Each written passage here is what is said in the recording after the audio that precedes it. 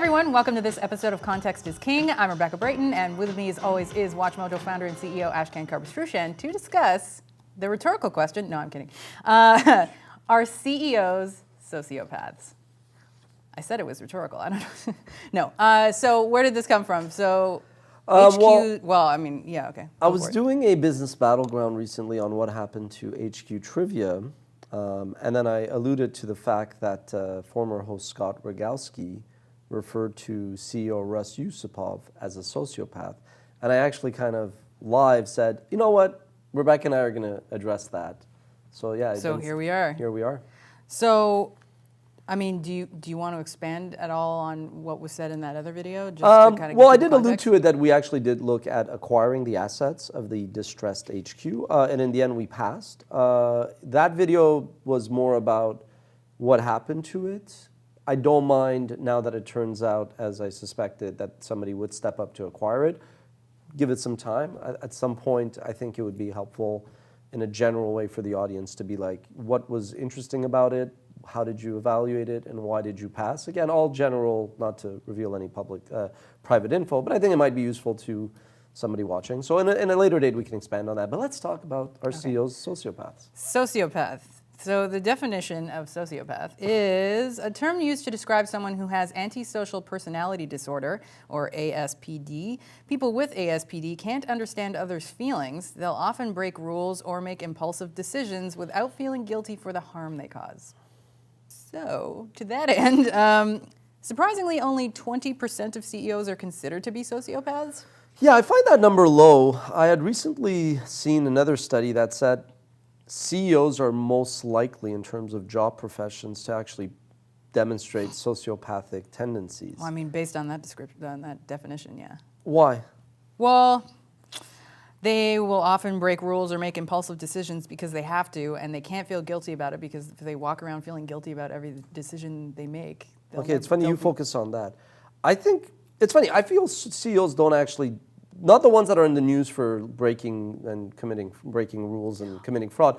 I think most CEOs actually, it's less about that. I think the reason I don't mean breaking rules as in like breaking the law. I mean like, you know, doing things a different way. Those are more founders. Okay. See, I think founders. All right. See, I think we need to separate founders from CEOs in this context. So I feel the main reason why so many CEOs almost have to be sociopath, and I think this explains. This is not like a humble brag reverse thing. You can chime in on whether you think I'm a sociopath. I don't think I am for this reason.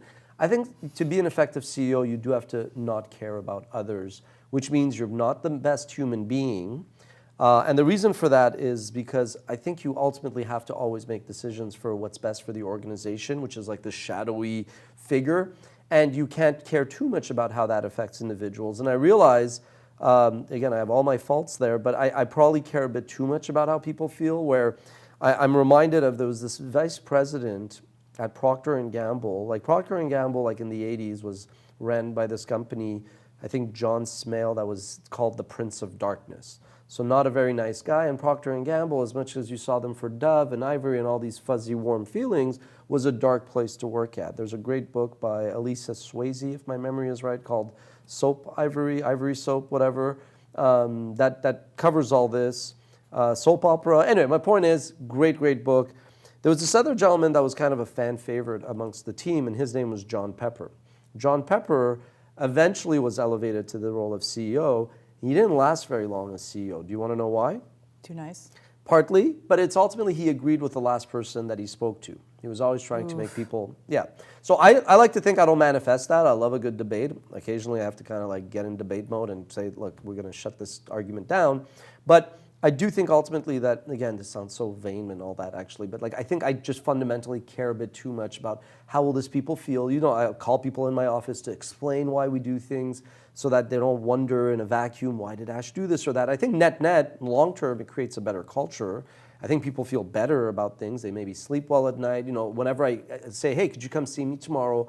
I'll tell them, it's nothing bad, I just want to talk about this, because imagine getting an email saying, could you come see me tomorrow morning? Imagine. I've gotten them. But we work together, you know there's nothing bad if I don't explain it, but with the newer, younger staff, I'm always very careful. So I feel like, ultimately, that is why maybe WatchMojo isn't as big as it could be, amongst many other reasons. We've alluded to them, the Montreal discount, being in content, yada, yada.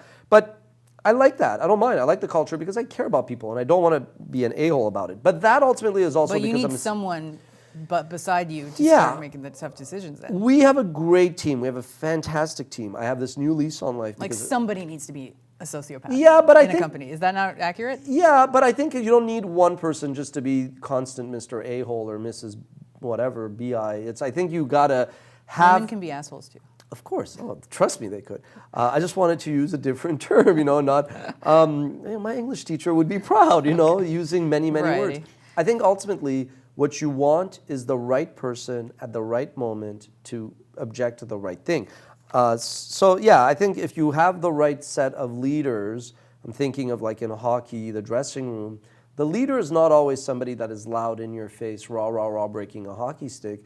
The leader could be somebody silent who just leads through their actions and words and whatnot. And we have those, which allows me not to be the bad cop. In fact, I think one of the reasons why I'm always the cheerleader pushing people, I will take a blind man and say, you could lead us to the promised land, because I fundamentally believe people could do great things if they're just kind of, given a little bit of shelter and cover, not to, get turtle up the first time that they get some incoming fire. So I hate to say it, I think all those things are probably true. The CEOs are probably indexing above, more likely to be a sociopath.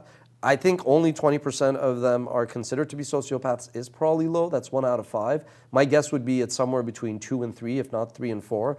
But I think that we forget, like the highest performing CEOs, the Mark Zuckerbergs and the Jeff Bezos and the Bill Gateses. They're also founders. They're also founders, yeah, so let's forget that. But I'm just saying a lot of CEOs probably are more sociopathic than others. I think the reason why it goes down to only 1 out of 5 is when you include the universe of CEOs, which has a lot of underperforming like ones. the high-profile ones are. Yeah. It's not. I think that the ones that are most successful in the measurement, not of society and all stakeholders, but through the eyes of shareholders who are like, I don't care if you got to step on people's necks. Unfortunately, you're just going to drive results for me. I think those people are sociopaths because it takes a interesting character to go in and let people go, even if the company's making profits. So there's. I get it. When I first read this, it wasn't to be like clickbait. I was like, it's a valid conversation.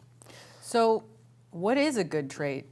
I mean, well, it's arguable if this is a bad trait, I suppose. But what is a good trait for a CEO to I have? do think it's more about the delusion. Like Okay. the kind of like I've alluded to entrepreneurial delusion. The delusional entrepreneur. We did a whole episode, didn't we? I'm sure we've done it, right? And I mean, again, when we started, good luck with that business, pal. I've always believed in you, buddy. Early on, nobody believes what you do. The perfect example, quoting Jeffrey Katzenberg's Between the Improbable and the Impossible, was us saying to studios, we're going to take your content, we're going to fair use it, we're going to run a quasi-commercial business, and then in 10 years from now, you're not only going to not want to sue us, knock on wood, hopefully you don't, you're also going to become our commercial partners. People would have thought I was insane. I wasn't insane, it was just delusional, but it was right. It was rooted in common sense and business and law and yada, yada, yada. So I think delusion is a better trait for entrepreneurs, but the reason why sometimes entrepreneurs hit a wall amongst many is because maybe they're not sociopaths and they're a bit too idealistic. And every time I've gotten into trouble, hopefully it's never been fatal, it's because I've not been sociopathic enough. I've cared again, people are going to roll their eyes, but I've seen it. It's when I care too much about everybody's feelings. And then when I finally kind of put when I go enough's enough, is when I realize by trying to make X happy, I'm making Y unhappy and Joe miserable and Dick frustrated. And then I go, listen, X, it's time for you to go because I don't like doing this, but you're not as lovely as you think you are. Yeah. Basically. So the last thing on my paper is, ironically, you know who I think is a sociopath? But I don't have the answer, so I'd love to hear it. Okay, so I love my team. This is not geared to my team. No, but it's not. But again, I don't need to, like a CEO that has a bunch of people can't say this, and a founder that has investors and board members can't say this. I fundamentally still believe that, especially in the 21st century, an employer has to show loyalty to the employee, and then hopefully over time the employee realizes I should return that favor. But what I've learned is, unfortunately, human beings, myself included, all human beings, it's the degrees to which, we are so selfish, we are so self-centered. What I recognize sometimes, and this is not through malice, it's just through lack of experience and lack of perspective, is how little compassion and empathy individuals have for others. People always think they're funny. People always think their ideas are good. Oftentimes, so again, these are experiences, it's nothing malicious, but obviously I'm not going to do this bullshit show for bullshit reasons. these are experiences, and now you should just kind of like internalize it both as a leader and as like a team member, is sometimes I find myself repeating this so much. I go, I want you to extend the same courtesy to your colleague that I extend to you. If you do that, then we can get somewhere. But if you wake up and you're just thinking that like you have the right idea, and it's like sometimes I'm pushing for ideas that Sally brought us because there's a nugget of genius to it, but then, you know, Henry is against it. And I go, Henry, you sometimes have these stupid ass, I don't use that word, but I go, Henry, sometimes your ideas aren't that good and you'll see me fighting for them because there's a bigger reason. Would you want me to shoot down your idea the way you're shooting down Sally's because you just disagree? So again, I'm not calling any individual at the company sociopathic, but it's ironic that it's fine to say that CEOs and founders are horrible and this and that, but I feel like if employees were a bit less selfish and self-served, you know, and just looked at, hey, what does my role do to get the greater organization into a better place? That would be my, you know, birthday, Christmas gift, all wrapped in one. Agree, disagree? So it was a clickbait note on my paper. Is what you're telling me. Just throwing some shade there. It was not clickbait. I literally said, you know who I think is a sociopath? Everybody. Myself included. I think, but it's not limited to CEO or founder is the point. Right. All right, that makes sense. So what do you guys think? Is your CEO, or would you like to work with a sociopathic CEO who's running a tight ship, or would you like a loosey-goosey, not sociopathic CEO? Let us know in the comments. Is there a C? There's no middle There's no ground. C. That's it. Let us know in the comments what you think, and we'll see you next time.